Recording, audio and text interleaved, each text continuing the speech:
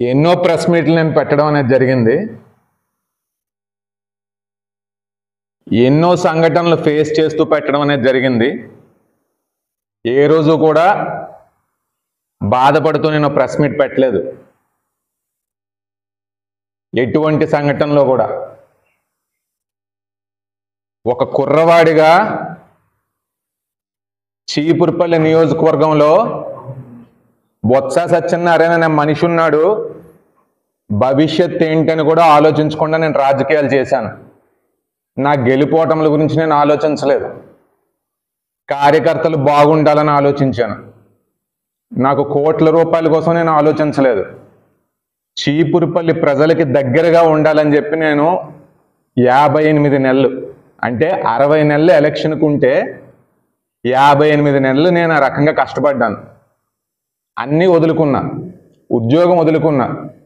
నా personal life disturbances ఏంటనేవి మీ అందరికీ తెలుసు.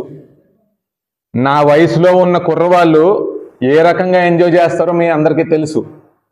ఒక సెలవు కాదు, ఆదివారం రోజు ఒక సినిమా కాదు, ఒక రెస్టారెంట్ కాదు. రాజకీయం చేయడం అంటే ప్రజల్ని చైతన్యపరచడం.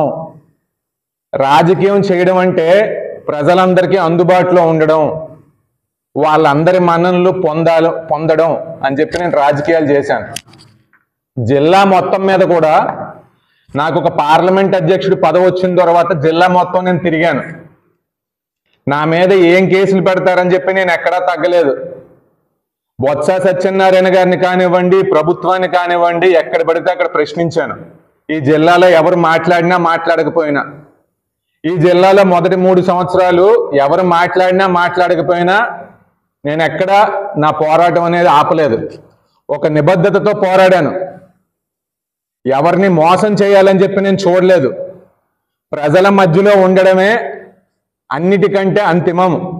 ప్రజలే నన్ను గెలిపిస్తారు అని చెప్పి నేను ఈ రకంగా పోరాటం చేసిన తర్వాత ఈ రోజున నాకు సీట్ ఇవ్వలేదు. మరి దీనికోసం నేనైతే కామెంట్ చేయను.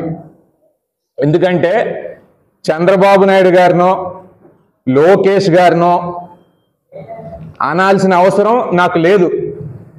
నేను ఈ నిమిషం ఒకటే చెప్తా ఉన్నాను, నా పార్లమెంటరీ పార్టీ అధ్యక్షుడి పదవికి, చీపురుపల్లి ఇన్ఛార్జ్ పదవికి నేను రాజీనామా చేస్తున్నాను. ఎందుకంటే చంద్రబాబు నాయుడు గారు 2019లో నాకు అవకాశం ఇవ్వడం అనేది జరిగింది.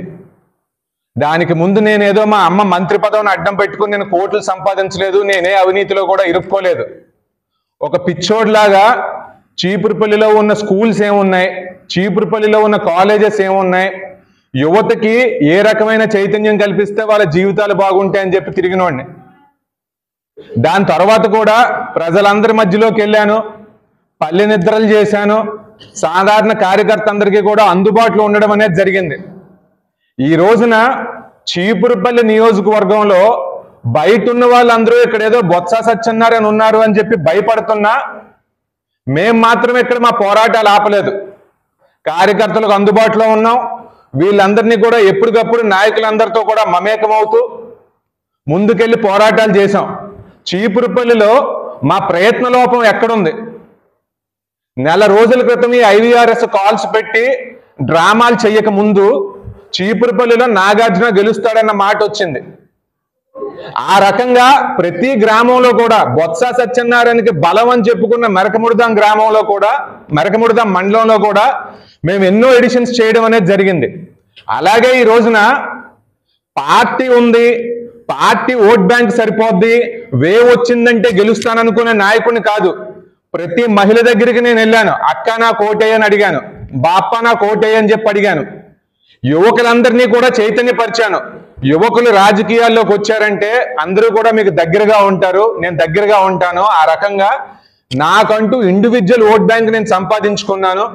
అదే రకంగా నాగార్జున నడవడిక బాగుంది, నాగార్జున అనే యువకుడికి ఒక అవకాశం ఇచ్చి చూద్దామని చెప్పి ప్రజలు అనుకుంటా ఉన్న తరుణంలో పార్టీ ఈ రకంగా నా గొంతు కొయ్యడం సబబు కాదు.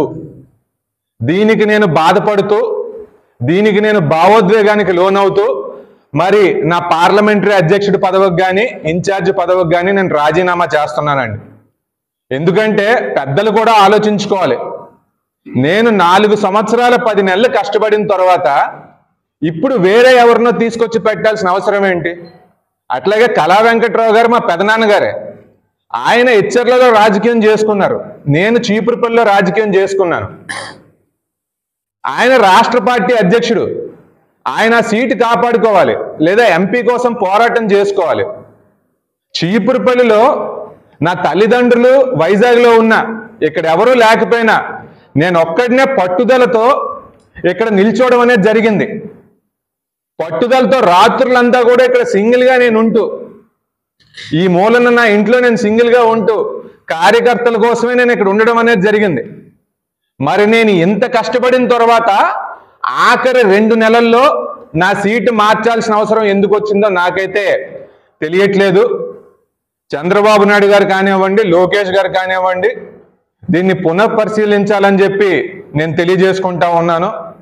నేనైతే మాత్రం నా పదవులు రెండింటికి కూడా నేను రాజీనామా చేస్తున్నాను.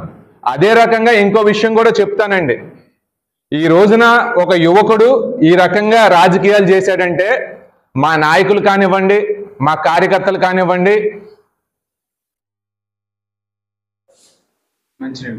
మా యువకులందరూ కానివ్వండి, వీళ్ళందరికీ కూడా ధన్యవాదాలు చెప్తున్నాను. అదే రకంగా జిల్లా మొత్తం మీద బొబ్బిలి నియోజకవర్గంలో సాధారణ కార్యకర్త కూడా ఇంతకాలం నాకు సీట్ రాలేదని రోజు ఫోన్ చేయడాలు, నెల్లిమర్ల, రాజం, పాలకొండ కానివ్వండి, ఎచ్చర్ల కానివ్వండి, వీళ్ళందరూ కూడా కార్యకర్తలందరూ కూడా నాకు ఫోన్ చేసి ధైర్యం చెప్పడం అనేది జరిగింది. నేను చెప్తా ఉన్నది అదే, జిల్లా మొత్తం మీద కూడా కష్టపడి, కష్టం అంటే ఇలా ఉండాలి, కార్యకర్త కోరుకునే నాయకుడు ఇలా ఉండాలి అని చెప్పి నేను అందరికీ చూపించాను. ఆ రకంగా నా కష్టాన్ని పార్టీ గుర్తించకపోయినా జిల్లాలో ఉన్న కార్యకర్తలు అందరూ కూడా గత 4 రోజులుగా నాకు భరోసా ఇచ్చారు. మీ అందరికీ కూడా నేను ధన్యవాదాలు తెలియజేస్తా ఉన్నాను.